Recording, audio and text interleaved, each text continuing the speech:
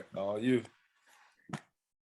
All right, so we are back today, people, for another Wednesday episode. We're not live today, but it doesn't matter. We're still gonna bring you this content. As you know me, I'm your co-host Marlon, and I have Reggie Middleton with me, here as always. How you doing today, sir? I'm fine. You know, technology is not working in my favor, but that's all right. You know, a lot of people can't complain about that this week. You know what's going on in the market, so we're all having our fair share. Well, in my defense, a lot of those technological issues that you see in CoinDesk, etc., they saw that coming. I saw it coming. Hey, King and Zay saw it coming. So, you know, it's not a mistake. Word was spreading through the grapevine. Yeah. Whether if you drink the wine or not, that's on you, you know? Yeah. Well, let's get started. So first of all, there's the Terra Luna. The Gentleman Crypto guys went on that ad nauseum. It was very good because I was able to watch it for a couple of minutes this morning. And they did a search and they won 4 or 5 times on CoinDesk, on Coinbase. And I've been telling everybody it's common sense. You know, crypto is distributed by definition, autonomous. If you don't own the keys, you don't have the crypto. Not to, you know, belate and beat this dead horse until it stands up on its own, but that's the issue Coinbase has. Number one, Coinbase is a traditional bank, or has traditional bank risk, shall I say. Without the traditional bank award protection with the FDIC, I'm sure they have private insurance, but regardless, it's the antithesis of what crypto is about, ownership of your own assets, period. Correct. This business model is the opposite of what crypto is. Now, they do have a self-custodying wallet, but A, it's not that popular, and B, why use it? Because it's self-custody. You had to upgrade through a whole business account thing to get to the wallet, didn't you? Or is it now for, I got off of it. Is it now just for regular retail users now? Well, what happened? Coinbase bought Trust Wallet, which was, you know, an entrepreneurial startup. They rebranded it Coinbase, and it goes through a DEX, if I'm not mistaken. But if you buy a third-party wallet, which is cool, it's business, and then they do trading through a DEX, what are you using Coinbase for? Right. You're already on a decentralized exchange, so what's going on? Well, Coinbase's business model is pay a lot of money for marketing, get everybody to use Coinbase. That's their business model. Not knocking it, but that does absolutely nothing for the end user. Nothing at all. Right. And I'm not hating on Coinbase, but that's not a good thing. Now, Coinbase, as well as Kraken and Binance and all the other exchanges, collect rents, and they collect rents that they don't deserve. And they've been doing it almost since inception. That's cool. They're for-profit, capitalistic entity, but those rents that they're collecting, the owners of those rents are now coming for them. And those are the big patent holders. Well, not big patent holders, but the holders of patents that have significance. We've been through it before, total return systems, going after MakerDAO and other DAOs and the DeFi projects that are funded by them. You have the infamous, not so infamous, can't remember his name, Dr. Craig Wright with N-Chain. He's actually sued Coinbase and Kraken, okay? For right now, it's copyright infringement, but he has a raft of patents. Some not so significant, 1, maybe 2, fairly significant. And there's another guy, I can't remember his name, I'm not gonna mention him, but tall, very good looking brown skin brother. I can't remember his name though. And you never know what he may do, okay? Now, these patents cover practically all, the majority of, if not all, of these exchanges' revenues.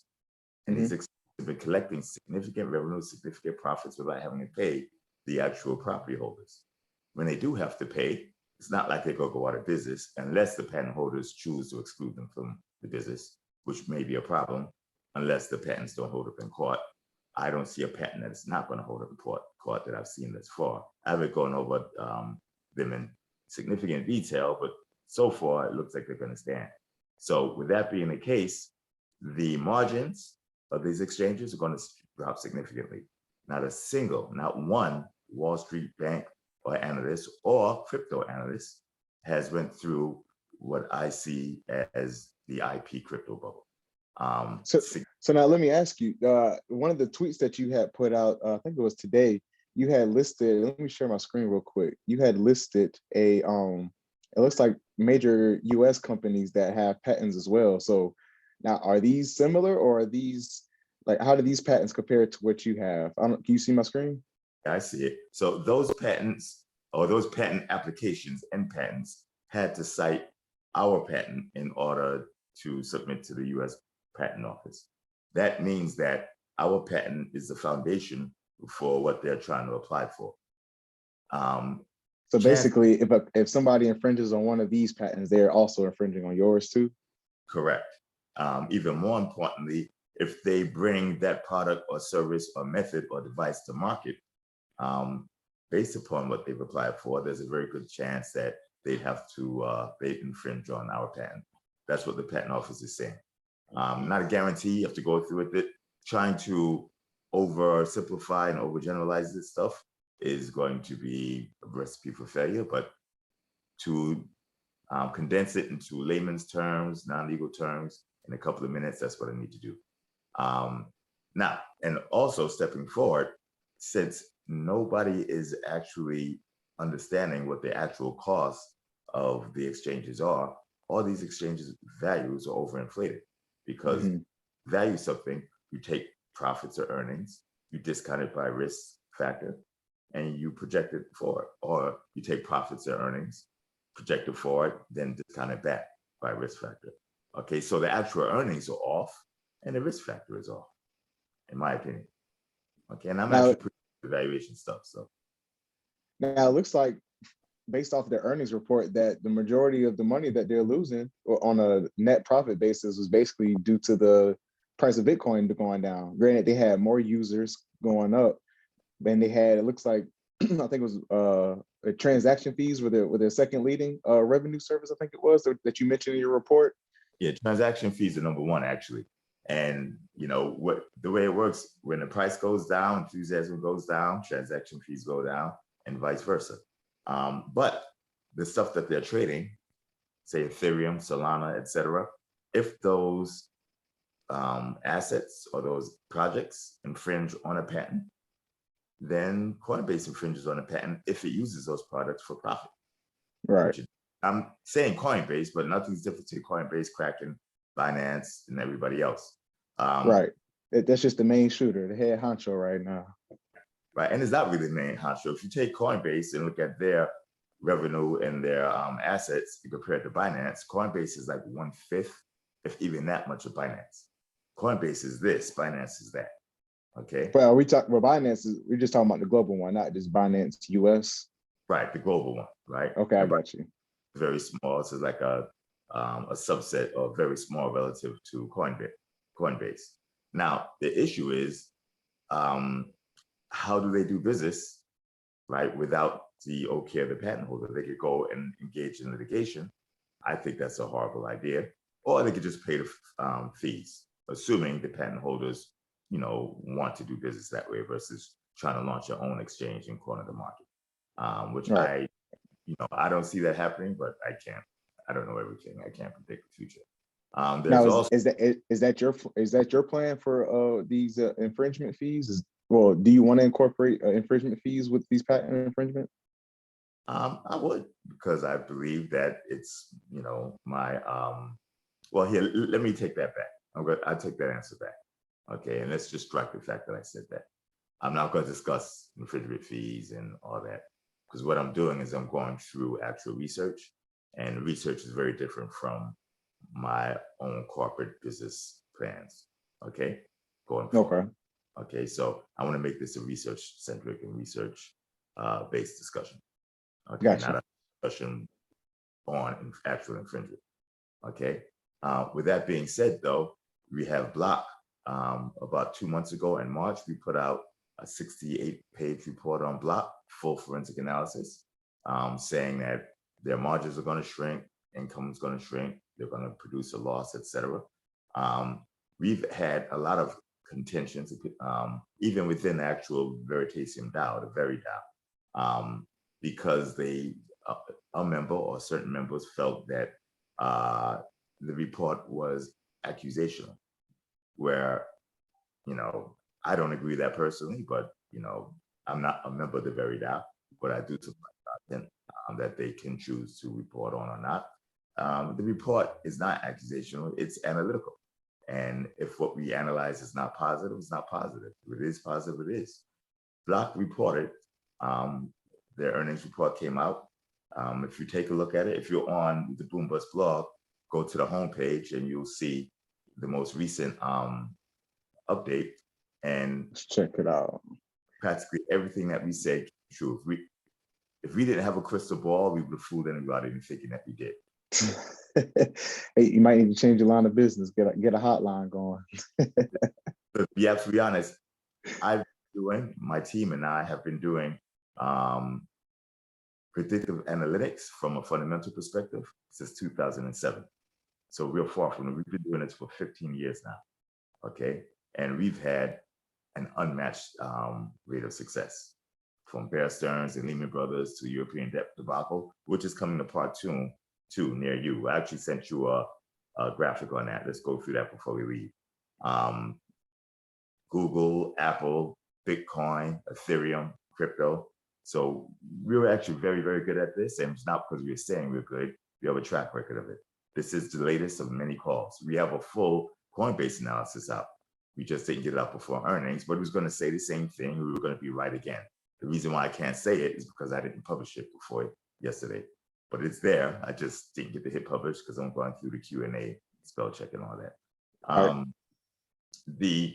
Now, the cost of potential infringement, punitive and compensatory damages, litigation, etc., hasn't taken place in Block, right? And again, these are projections. These are not actual adjudicated fact, but we're not lawyers and we're not judges, so we're not going through the law. We're going through a financial analysis and financial projection. But we take all information that we can access into consideration and we analyze it. Nobody is taking intellectual property in consideration in valuing this stuff. This is all intellectual property, okay? Crypto is nothing but computer code, brand and brand awareness, and technology.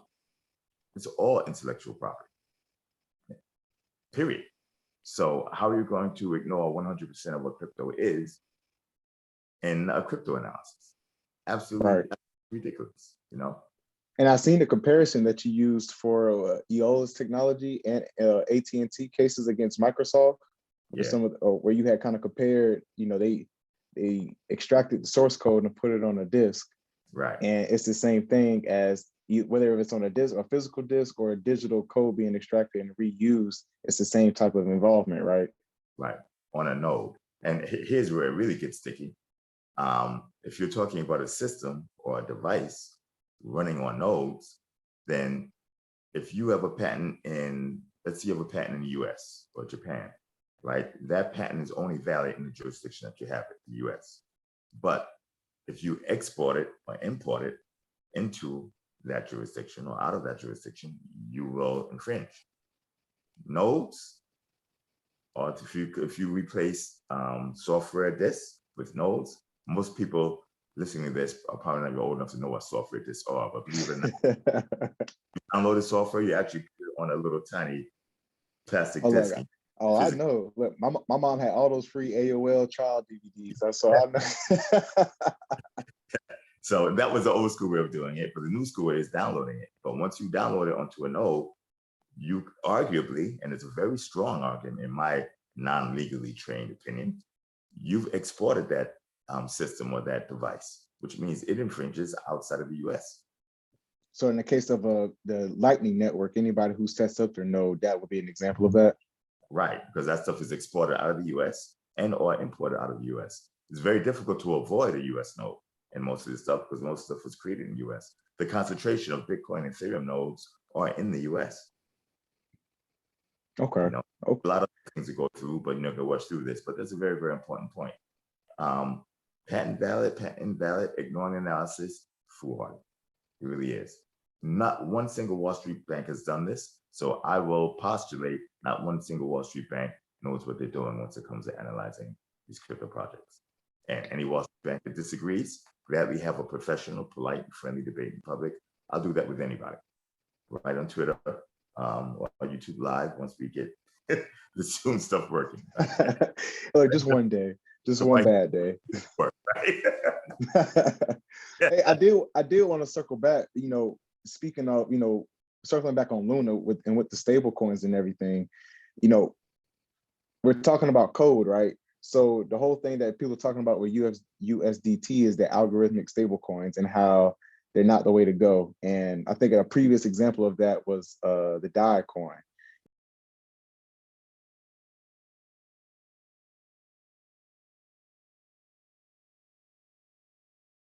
Okay, now if you wanted to be stable, then but that depends on the backing more so than the code, right? No, because it's not the backing that caused Luna to go awry. It's the fact that they used theoretical math in a real world, and theory didn't match up with the real world, and it broke. Same thing happened with DAI. They couldn't liquidate their collateral fast enough. Their stablecoin broke the buck. Broke the buck, or breaking the buck is Wall Street parlance for when you have something that's supposed to peg to $1, like a money market fund.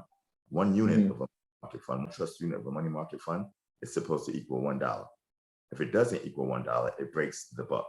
And that's what Luna did. The fact that nobody's using that parlance, that terminology, shows that, and no offense to anybody, but these are not the people to create these products because they don't have a deep enough and broad enough financial experience base, in my opinion. I'm not saying you're not smart. I'm not saying you can't do it, but I wouldn't pick these guys to do it because they're developers and engineers. They need to work with financial engineers and market participants. The theory that BlackRock and Citadel went and bought a bunch of BTC, borrowed a bunch of BTC, and used it to buy a bunch of the Terra stablecoin, and then I think it was like they bought 100,000 and they used 25,000, something like that. But if that's true, and it doesn't matter if it is true, because before that story came out, I discussed, I believe it was on Twitter, that there's not enough liquidity in the markets to support these advanced financial, wizardry mechanisms that these guys are coming up with. Too much slippage, any large unilateral move is going to cause a total lack of liquidity, a vacuum on one side. Market participants who know how this stuff works, the quants, they see that, they jump on it, and they prey upon it. So if they didn't do it, somebody else would have did it. I'm not going to say I would have did it. I'm not sure that's legal, but trust me, the hole is obvious and it's there. So stable coins may work, but to date, I haven't seen one that worked, because the best way to stabilize a stable coin or anything that's backed by an underlying, and an underlying means the asset that is backed by, is to use arbitrage, because that way you don't have to worry about theories and hypotheses and math. You're relying on something that's consistent throughout all the history. And you know what that is, right? The dollar. Human greed. That's always going to be there. Right. With arbitrage, if you had $100 million of $100 million of US dollars sitting in an account backing USDT or US Terra, whatever it's called, the Terra broke the buck down to 45 cents. Somebody like me, my fangs grow, my eyes my thing comes in, and sharks coming in. Buy all the USDT or UST I can find, okay, and then redeem it for the US dollars. So if I buy it all up at 45 cents and I can redeem it for the underlying at par or dollar, I just made 55 cents with zero risk, because it's tradable. That's arbitraging it. Now, if there's no underlying to buy, it's just an algorithm, well, or suppose the algorithm, but it's backed by BTC, but BTC doesn't match or walk lockstep within $1, you have untold market risk. Right. But there's counterparty risk sitting in there somewhere as well. I just didn't go through the system. And actually, arbitrage is actually how I read that Sam Bankman-Fried got most of his big money to even start FTX, from looking at the cost of some of the crypto projects based on different exchanges in different countries. And that's how he actually gained a lot of his money. It's crazy that we're seeing that with these stable coins now. My 16-year-old son Messiah wrote an app that did that. And, a little script that bounced around 4 or 5 different exchanges. But by the time we got it perfected, there was a lot of competition, because a lot of other people saw it as well. The competition. He was 16 and did that? Yeah, he's good. Hey, hey, I'm gonna give him a hand clap for that. 21 now. He's graduating. Actually, yesterday was the last day of school. And he worked for Veritas and me before, but our government's enforcement unit, you know. Well, anyway. Hey, well, that's good to hear. Hey, look, I wish we want to see more cases like that. Keep it in the family too. Yeah, he'll be back, and he's sharp. He's sharp. As a matter of fact, he worked on some of the infringement analysis and picked up weaknesses and strengths, and you'll see some of his work come back up. These exchanges, I'm not saying they're going to go out of business, but they are overvalued because their profits are overstated dramatically across the board. They're collecting rents that don't belong to them. So imagine you have a house, your landlord is, collecting your rent every month for like the last 6, 7, 8 years. And then you go find out your landlord doesn't own the building. Uh-oh. I need my money back. I need something. I need something in return, Reggie. So when I say rents, that's an actual term, economic rents. You can look that up, okay? I'm gonna add that to my list. Okay. I got a list. I'll watch your videos and I keep a tab of them. You go read about this some more. I got to keep up with the terms and everything with you. Learning is fundamental. I mean, I learn by learning. I'm a perpetual student. And I don't know everything. I don't know a lot. I just know what I don't know. I know a little bit of what I do know. But be careful about somebody who knows everything. Right. I learned that quick. Somebody who talks too much. Hey, so one last thing about the USDT, when it's compared to something like USDC that is stable, is that a coin that when you were speaking of is based off of arbitrage and that way it keeps its stableness? Well, first of all, USDC is not stable. Okay, it's very unstable, right? USDC manages to maintain its peg because its peg is tied directly to US dollars or in a bank. Allegedly, that's what it said, and that's what the regulators, I'm assuming, agree with. I didn't look into it. But anything that's tied to US dollar is not stable in this world, okay? US dollar's lost like 95% of its purchasing power since inception. That's not stable. And this will account for stability as amount of volatility on the way that it drops down to zero. Now, I don't know if the USDC can be redeemed easily for the dollars. If it can, then arbitrage will lock it within 1 or 2%, 1% of that price. And the reason is it's a risk-free profit if it drops. And if it pops a dollar, it's a risk-free profit by shorting. You can't lose. So human greed is what stabilizes that. Well, now I think we got more fear than greed in the market. So hopefully we can flip the switch and get back to the greed side soon. I don't know, people getting scary out here.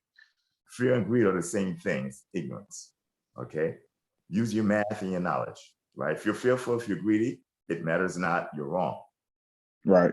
Like they say, logic over emotions in these type of situations. Yes.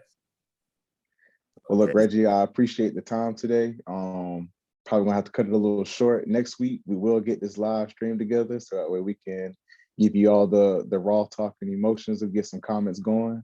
But again, did you have any last thing you wanted to add for today?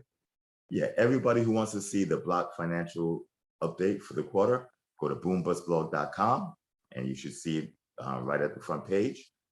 Also, compare it to the full 70-page analysis or whatever pages it was from March, and take a look at what happens when real analysis is done, when someone understands all aspects of crypto, fundamental, the company, valuation, the tech, the legal, etc. Coinbase is coming up in a couple of days. And woo, that's all I got to say.